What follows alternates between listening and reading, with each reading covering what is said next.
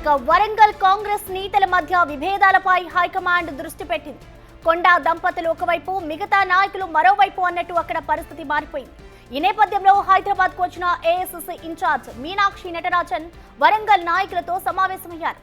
ఆమె ఏం మాట్లాడారు, ఎలాంటి నిర్ణయాలు ఉంటాయన్నది పార్టీలో ఉత్కంఠ రేపుతోంది.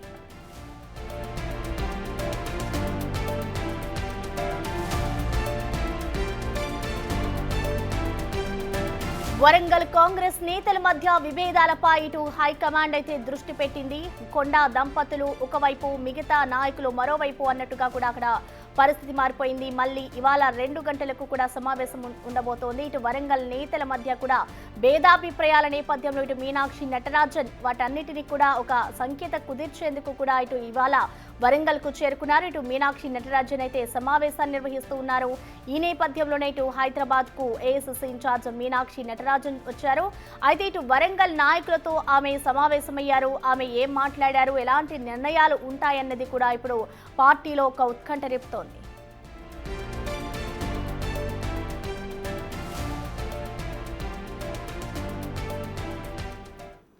దీనికి సంబంధించిన పూర్తి అప్డేట్స్ ని మా ప్రతినిధి విజయ్ అందిస్తారు. విజయ్, మనం చూస్తూ ఉన్నాం ఇటు ఏదైతే కాంగ్రెస్ నేతల మధ్య ఒక సంకేత కుదిర్చేందుకు ఇటు మీనాక్షి నటరాజన్ అయితే ఒక స్వయంగా రంగంలోకి దిగారు. సో ఆమె అధ్యక్షం జరగబోయే ఈ మీటింగ్ కి సంబంధించిన అప్డేట్స్ ఏ విధంగా ఉన్నాయి, మీటింగ్ తర్వాత అసలు ఏం జరుగుతుంది అనుకోవచ్చు? ప్రసన్న, అయితే ఇప్పటికే ఎమ్మెల్యే క్వార్టర్స్ లో అయితే ఈ భేటీ కూడా కొనసాగినట్టుగా తెలుస్తా ఉంది. అయితే ఇటు తెలంగాణకు సంబంధించిన ఇన్ఛార్జి వ్యవహారాల ఇన్ఛార్జి మీనాక్షి నటరాజన్ కాంగ్రెస్ నేతలు అయితే భేటీ అయ్యారు. పూర్తిగా ఈ భేటీలో అయితే వరంగల్ కు సంబంధించినటువంటి జిల్లా నేతలు, అలాగే ఎమ్మెల్యేలు, ఇతర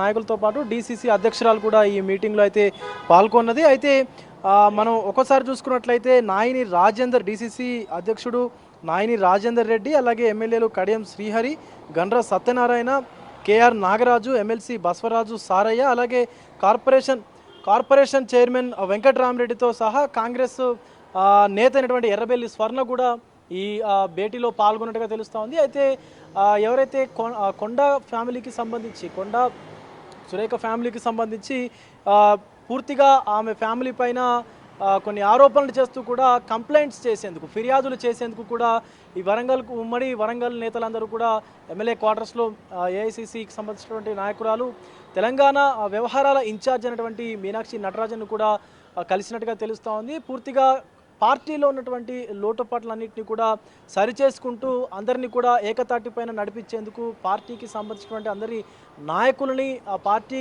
నాయకత్వాన్ని, అలాగే పార్టీకి సంబంధించినటువంటి సిద్ధాంతాలని కూడా ప్రజల్లోకి బలంగా ముందుకు తీసుకువెళ్లేందుకు కూడా సన్నాహాలు చేస్తూ ఈ మీటింగ్లు నిర్వహించినట్టుగా కూడా తెలుస్తోంది. గతంలో కూడా చూసాము మనం ఎమ్మెల్యే క్వార్టర్స్లో అన్ని కార్పొరేషన్ చైర్మన్లతో కూడా మీనాక్షి నటరాజన్ అయితే భేటీలు నిర్వహించారు, మీటింగ్స్ కూడా నిర్వహించారు. అలాగే ఎమ్మెల్యేలతోనూ, ఎంపీలతోనూ, ఎమ్మెల్సీలతోనూ కూడా ఈ మీటింగ్స్ అయితే, రివ్యూ మీటింగ్స్ అయితే తీసుకున్నారు. అయితే ఒక్కొక్కరుగా ఈ మీటింగ్స్ని నిర్వహించి వాళ్ళ యొక్క అభిప్రాయాలను, పార్టీకి సంబంధించినటువంటి కార్యాచరణ ఎలా ముందుకు వెళ్ళాలనేటువంటి దాని మీద కూడా మీనాక్షి నటరాజన్ అయితే ఈ మీటింగ్స్ నిర్వహిస్తున్నట్టుగా కూడా తెలుస్తూ ఉంది. ఇక్కడి నుంచి మొత్తం అటు గాంధీ భవన్ కూడా పంచాయతీరాజ్ సంఘటనకు సంబంధించినటువంటి కార్యవర్గ సమావేశంలో పాల్గొనేందుకు కూడా మీనాక్షి నటరాజన్ అయితే గాంధీ భవన్కు వెళ్ళారు. అక్కడ కూడా ఏదైతే వ్యవస్థలో ఏమైనా తప్పులు ఉన్నాయా, అలాగే ఎవరికైనా ఏమైనా ఇబ్బందులు ఎదురవుతా ఉన్నాయా, అటు ప్రతిపక్షం నుంచి ఏమైనా ఇబ్బందులు ఉన్నాయా అన్నటువంటి కోణంలో కూడా అందరికీ ఇటు కాంగ్రెస్ నేతలు, చిన్న కార్యకర్త నుంచి పెద్ద లీడర్ వరకు, మంత్రి వరకు అందరినీ కూడా కలుపుకుంటూ మీనాక్షి నటరాజన్ అయితే ఈ రివ్యూ మీటింగ్స్ అయితే ఏర్పాటు చేస్తూ ఉన్నారు. సో భవిష్యత్తులో కూడా ఇంకా ఈ రివ్యూ మీటింగ్స్ ఏర్పాటు చేసి కాంగ్రెస్ పార్టీ బలోపేతానికి కృషి చేస్తూ ముందుకు వెళ్ళేటువంటి అవకాశాలు అయితే కనిపిస్తూ ఉన్నాయి. Prasanna. Right Vijay, thank you. ఇక ప్రస్తుతం మనం చూసుకోవచ్చు ఇటు మీనాక్షి నటరాజన్ అధ్యక్షతన అయితే ఇటు వరంగల్ కాంగ్రెస్ నేతల మధ్య విభేదాలు అంతా కూడా ఒక సంకేత కుదిర్చేందుకు కూడా ఆమె రంగంలోకి దిగారు. ఇవాళ ఆమె హైదరాబాద్ కు చేరుకొని ఇటు వరంగల్ నేతలతో అయితే మాట్లాడబోతున్నారు.